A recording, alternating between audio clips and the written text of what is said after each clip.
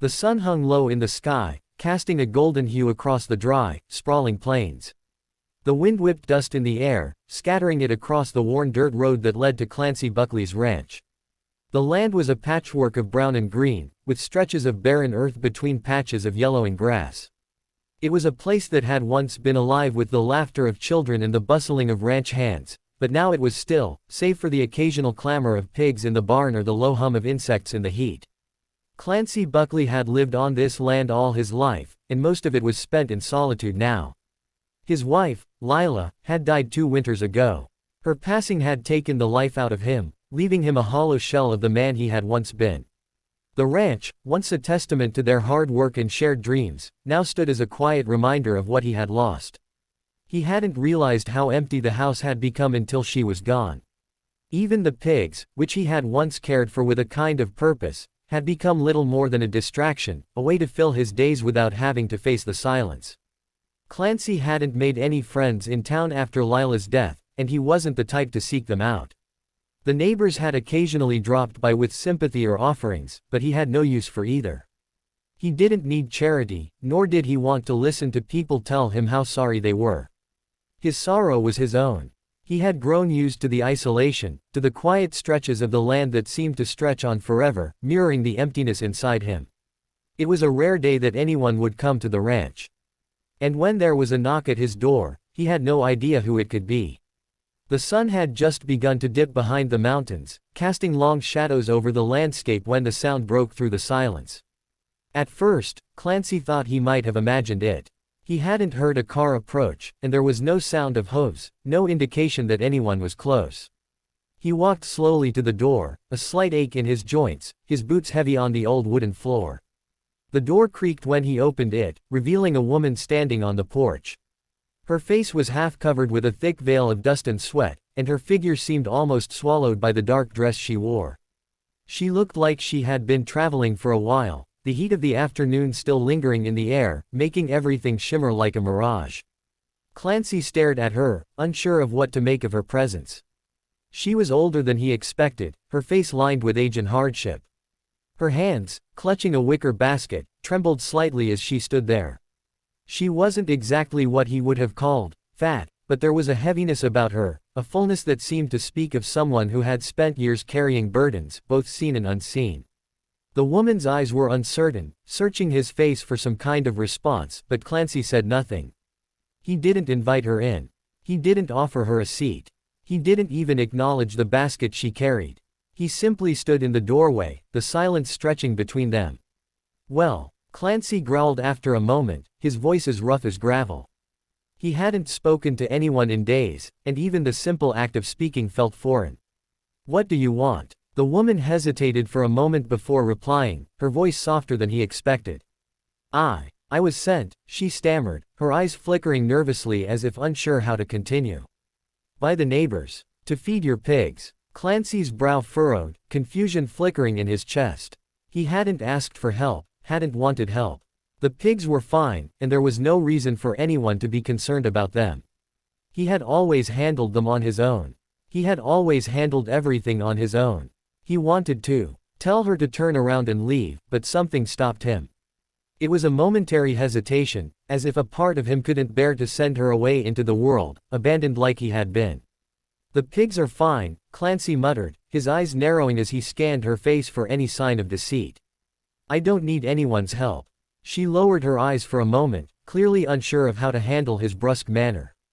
But there was something in her, some quiet resolve that made Clancy feel, for just an instant, like she wasn't about to walk away. She wasn't afraid of him, or at least not in the way others would have been.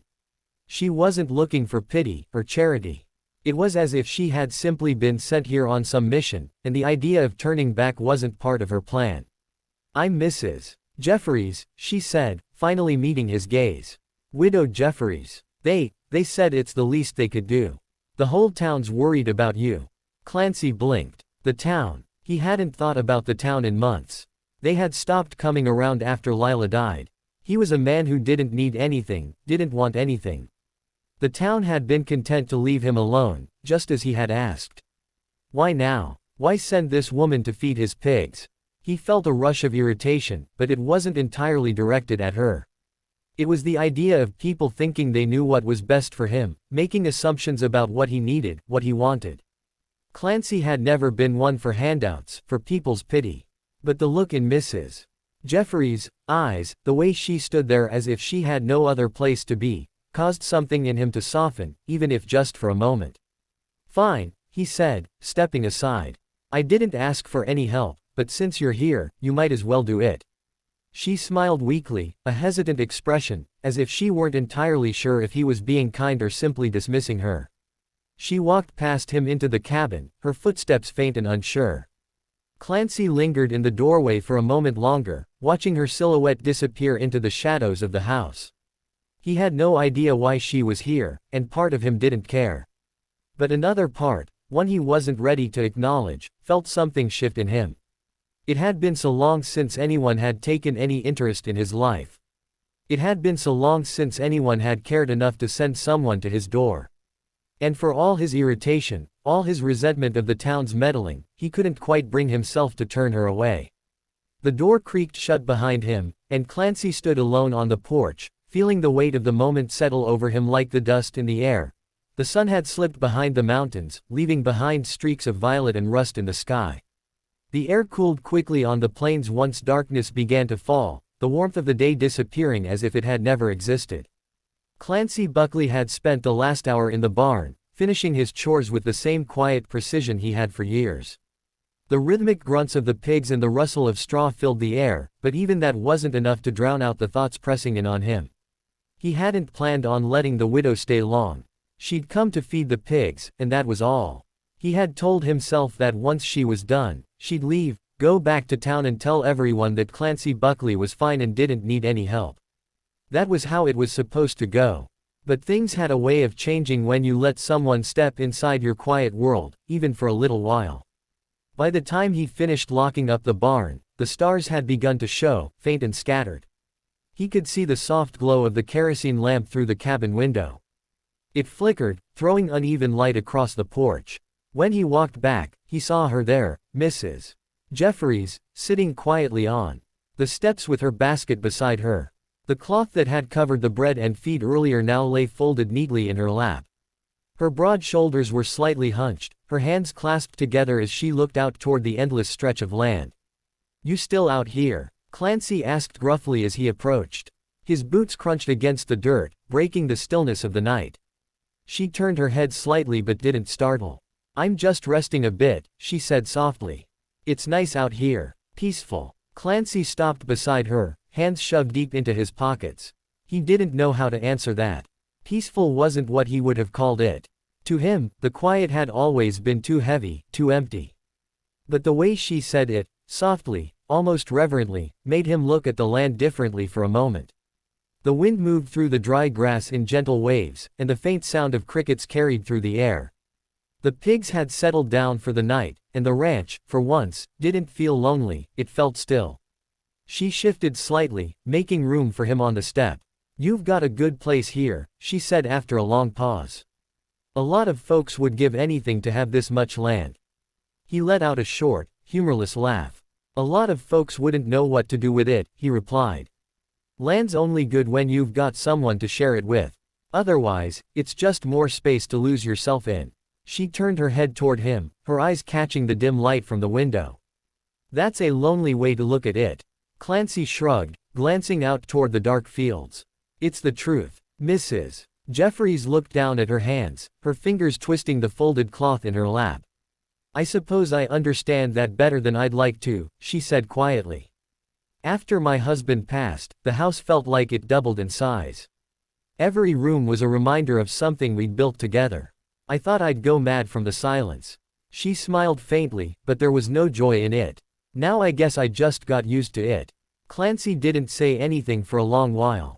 He wasn't good with words, especially not the kind that meant something. But he could hear the ache in her voice, the kind of ache he knew too well.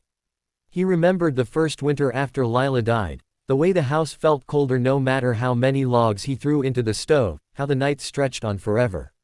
He'd thought about selling the ranch then, just walking away from it all. But he hadn't. Maybe because he couldn't. Maybe because he didn't know where else to go. He cleared his throat. "You married long." She smiled a little, looking up at the stars. 27 years. We didn't have much, but we had enough. He worked himself to death trying to make sure I'd be alright when he was gone. Her smile faded, her gaze distant. Turns out, all the money in the world doesn't keep you from being alone. Clancy nodded slowly, understanding that more deeply than he wanted to admit. Lila used to say the same thing, he murmured. Said a house don't mean much if it ain't got laughter in it. Mrs. Jeffries turned to him, her expression softening. Was she your wife? Yeah, he said quietly. We were married 31 years. She died 2 winters ago. Fever took her fast. I'm sorry, she whispered. He nodded, his jaw tightening. I'm used to it. The words hung in the air between them, and both knew they weren't true. No one ever got used to that kind of loss. It just changed shape, settling somewhere deep inside until it became part of you. Mrs. Jeffries looked at him for a long time, then said gently, You've been alone too long, haven't you? Clancy didn't answer. He stared out at the dark horizon instead. The stars were brighter now, scattered across the black sky like 1,000 tiny fires. He thought about how many nights he'd spent out here, staring at them, wondering what it would be like if someone were sitting beside him. Finally, he spoke, his voice low. I guess I have. The night grew quieter after that. They sat there together, saying nothing, the silence between them no longer heavy but shared. After a while, she sighed and looked down at her basket. I suppose I should head back soon, she said softly. It's a long walk to town. Clancy frowned. You walked all the way here. She nodded. Didn't have much choice. My nephew was supposed to drive me, but his truck broke down. Didn't want to waste the trip, so I walked. Clancy shook his head. That's nearly 5 miles in the sun. You'll freeze walking back now. She gave a small laugh, though it sounded tired. I've done worse. He studied her face for a long moment. There was something in her eyes, a stubbornness that reminded him of Lila. But beneath it, there was exhaustion too, and loneliness. He didn't know what made him say it, but the words came out before he could stop them. You don't need to go back, he said, his voice quieter now. It's not your fault they sent you here. And it's not your job to take care of my pigs, or me. She looked startled at first, as if she hadn't expected him to say anything kind. Then her expression softened. But they sent me to help. To make sure you're alright. Clancy shook his head slowly. I'm not alright. Haven't been for a while. But that's not something anyone can fix. He paused, his gaze meeting hers. Still, you don't have to go. Not tonight. Her lips trembled slightly, and for a moment she didn't speak. Then she nodded. I think I'll stay, then. Just for the night. He gave a small nod, then pushed open the cabin door. You can take the spare room, he said, his tone matter of fact, though his heart beat a little faster than usual. She smiled faintly as she followed him inside. The light from the lamp flickered against the walls, casting warm shadows that made the cabin feel alive again. And for the first time in a long while, Clancy Buckley didn't feel like the last man on Earth.